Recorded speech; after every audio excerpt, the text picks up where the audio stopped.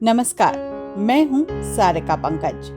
आज से हम एक श्रृंखला शुरू कर रहे हैं, जातक कथाएं। जातक कथाएं बौद्ध धर्म में काफी सम्मानजनक स्थान रखती हैं।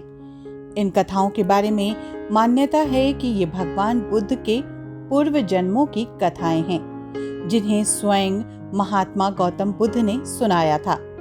बाद में यही जातक कथाएं बुद्ध के निर्वाण के बाद उनके शिष्यों द्वारा कही गईं। सच्चाई चाहे जो भी हो, इतना तो तय है कि इन्हें विश्व की प्राचीनतम लिखित कहानियों के रूप में जाना जाता है। इन जातक कथाओं की संख्या लगभग 600 हैं और इन्हें बौद्ध धर्म ग्रंथ त्रिपिटक के सुत्त पिटक के खुद कनिकाय के 10वें भाग में सम्मिलित किया गया है। पंडित जवाहरलाल नेहरू द्वारा अपनी पुत्री इंदिरा प्रियदर्शनी को लिखे पिता के पत्र पुत्री के नाम की सफल श्रृंखला के बाद मैं एक बार फिर प्रेरक जातक कथाओं के साथ उपस्थित हूँ। इन कहानियों का उद्देश्य मनोरंजन के माध्यम से जीवन में नैतिकता, सत्य और धर्म की ऐसी सीख देना है जिससे मनुष्य बेहतर बन सकें। शायद इसलिए इनमें मनुष्य के अहंकार, उसके लालच और झूठ पर तीखा व्यंग मिलता है।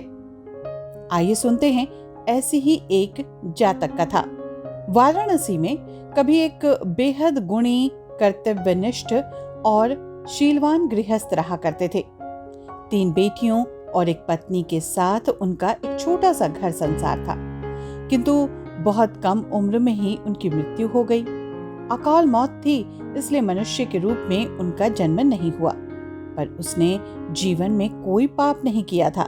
इसलिए मरणों उपरांत गृहस्थ का पुनर्जन्म मानसरोवर में एक स्वर्ण हंस के रूप में हुआ था। तो वो हंस, पर जैसे ही वो थोड़ा बड़ा हुआ, पूर्व जन्म के अपने अच्छे कर्म और संस्कार के प्रभाव से इस जन्म में भी उसका ज्ञान और योग्यता इतनी प्रबल थी कि वो अपने मनुष्य जन्म के घटनाक्रम और अपनी भाषा को विस्मृत नहीं कर पाया। उसे अपने पूर्व जन्म का सब कुछ याद रह गया। अपने पुराने परिवार का मोह और उसके प्रति उसका लगाव उसके वर्तमान को भी प्रभावित कर रहा था।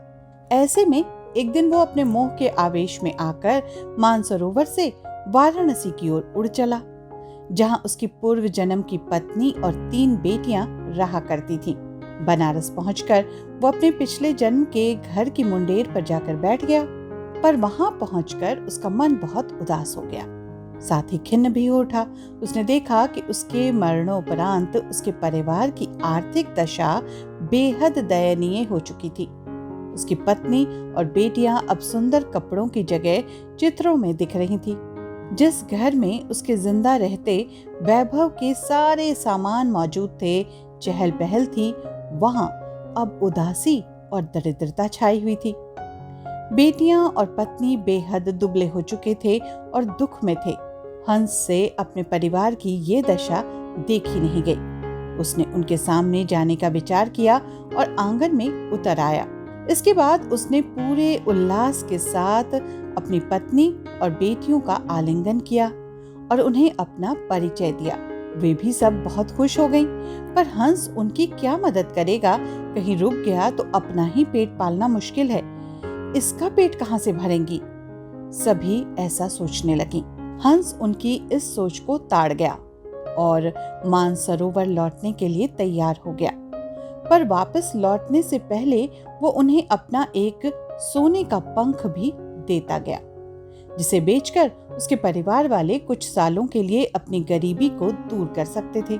इस घटना के बाद हंस जब भी अपने पुराने परिवार की याद आती, वो समय समय पर अपनी पत्नी और बेटियों से मिलने वाराणसी आता। हर बार लौटते वक्त उसे सोने का एक पंख देकर चला जाता था।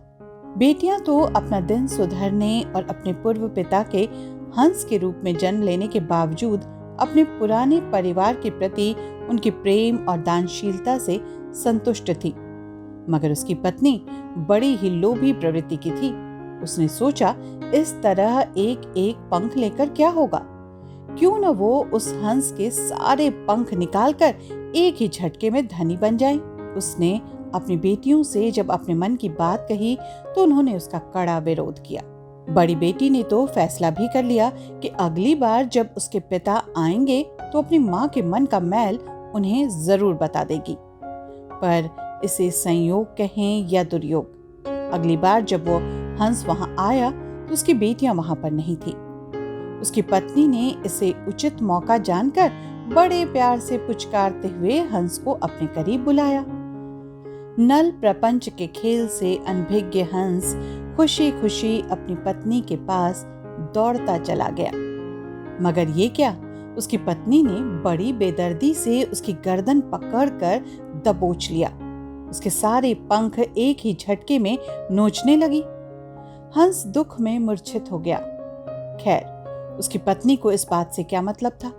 उसने खून से लथपथ हंस के शरीर को आंगन में ही रखे लकड़ी के एक पुराने ट्रंक की ओर फेंक दिया और पंख बटोरने लगी।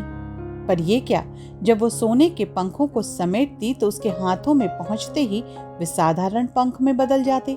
पत्नी को ये पता ही नहीं था कि पूर्व जन्म के पुण्य के चलते ही हंस को स्वर्ण पंख मिले थे। उसकी इच्छा के विरोध में छल से नोचे जाने पर वो पंख साधारण हंस के समान हो गए थे। बेटियां जब लौट कर घर आईं तो उन्होंने आंगन में खून देखा और ट्रंक तक जाकर देखा तो अपने पूर्व जन्म के पिता को खून से लथपथ, उसके सोने के पंख भी लुप्त थे।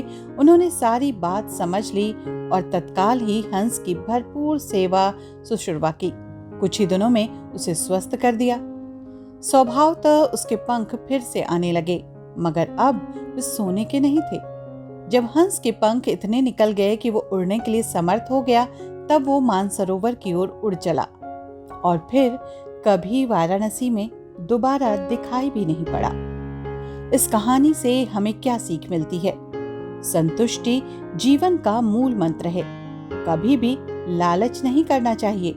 जो समक्ष है वो भी अधिक के लालच में चला जाता है। यानी इस कहानी की सीख है कि कभी भी अधिक लालच नहीं करना चाहिए, वरना जो मिल रहा है उससे भी हाथ धो बैठेंगे। इस कहानी से जो हमें सीख मिली उसे हम अपने जीवन में धारण करें, यही जातक कहानियों का उद्देश्य भी है। अगले जातक कहानी के साथ अगले शनिवार को एक बार फिर से हाजिर होंगी। तब तक के लिए दीजिए अनुमति। नमस्कार।